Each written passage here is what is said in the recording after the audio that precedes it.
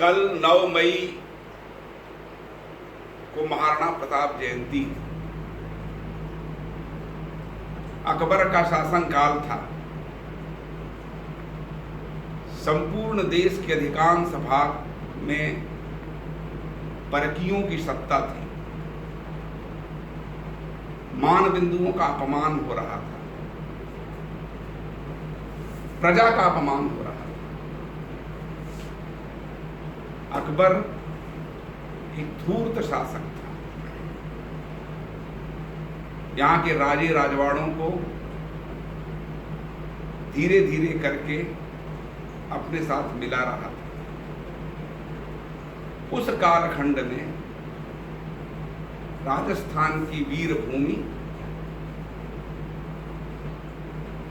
के मेवाड़ में महाराणा उदय सिंह के पुत्र के रूप में प्रताप का जन्म हुआ। यह वह काल था जब बड़े बड़े राजा सुख सुविधा के लिए आने वाली पीढ़ी के भविष्य की चिंता करते हुए अकबर के दरबार में हाजिरी लगाने में गौरव का अनुभव कर रहे थे। महाराणा उदय सिंह ने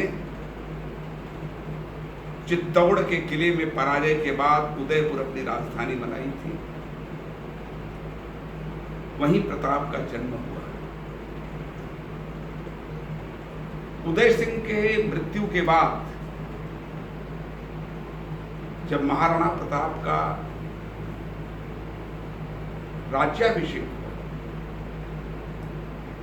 तो राज्याभिषेक के बाद सामंतों की बैठक में उन्होंने एक बात कही थी। उन्होंने कहा, दो मार्ग हैं हमारे सामने। एक मार्ग ऐसा है, सुख सुविधा रहेगी, धन वैभव रहेगा, सोने चांदी के बर्तनों में भोजन मिलेगा, दास दासियां रहेंगी, आने वाली पीढ़ियों तक किसी प्रकार की चिंता नहीं करनी पड़ेगी, थोड़ी गर्दन झुकानी पड़ेगी। और दूसरा मार्ग ऐसा होगा, राज्य चला जाएगा, वैभव चला जाएगा, सुविधाएं चली जाएंगी, भोजन मिलेगा कि नहीं मिलेगा इसका ठिकाना नहीं।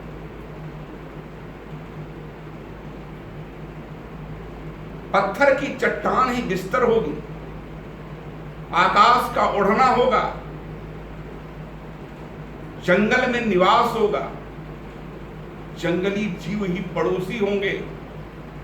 आने वाली पीढ़ी को हो सकता है भिक्षाटन करना पड़े,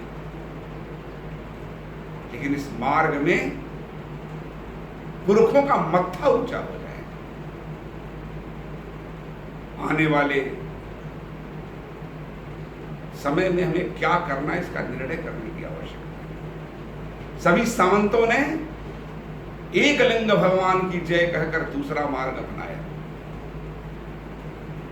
और महाराणा प्रताप ने प्रतिज्ञा की। संभवतः भीष्म पितामह के बाद सबसे कठिन प्रतिज्ञा महाराणा की थी। जब तक चित्तौड़ वापस नहीं ले लूंगा, सोने चांदी के थाली में भोजन नहीं करूंगा, मखमली बिस्तर पर सोऊंगा नहीं, मखमली बिस्तर पर सोऊंगा नहीं। यह प्रतिज्ञा करके और महाराणा ने अकबर के विरोध में संघर्ष का संकल्प लिया। यह संघर्ष राज्य बचाने के लिए नहीं था, यह संघर्ष वैभव के लिए नहीं था, क्योंकि राज्य तो मिल रहा था, वैभव तो मिल रहा था।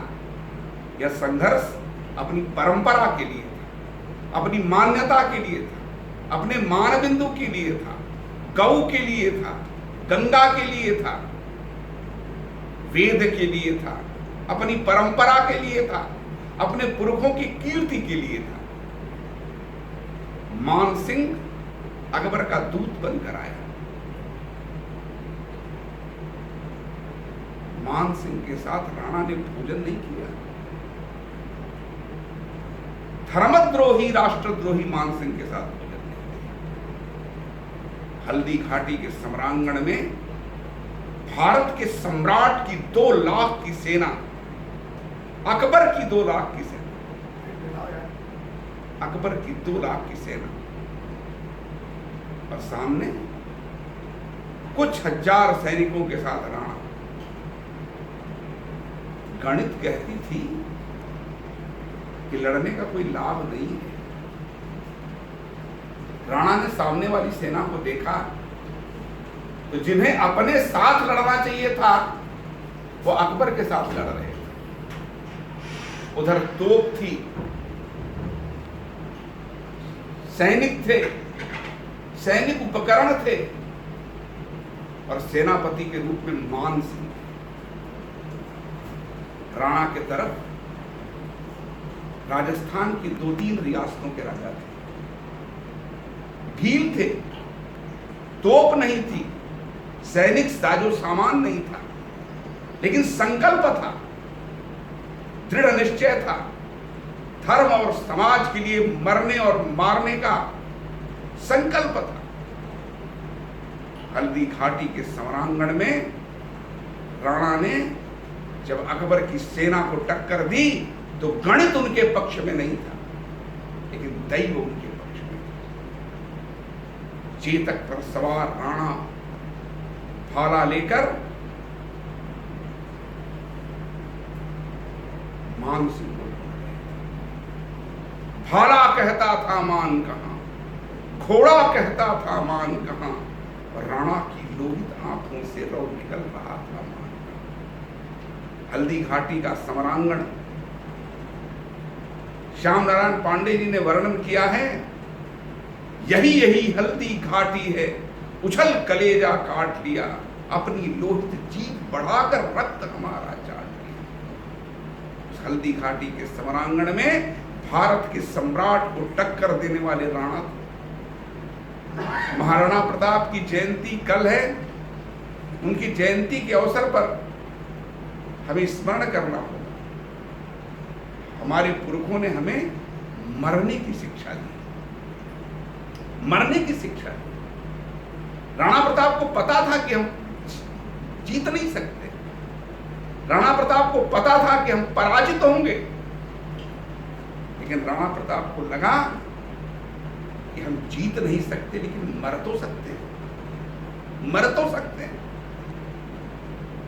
नहीं जीत सकते जानते हुए भी राणा ने मरने के लिए लड़ाई लड़ी। अगर हम मरेंगे तो आने वाली पीढ़ी सोचेगी आखिर ये मरे क्यों।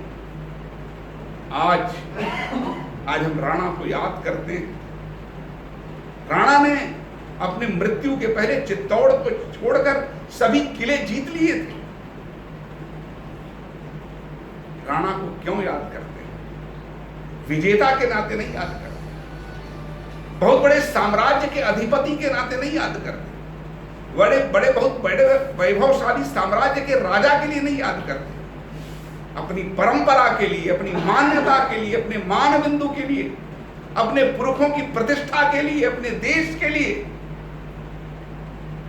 जी नहीं सकते तो मर सकते हैं, ऐसा जीवन देकर और प्रेरणा देने के कारण राणा को याद करते।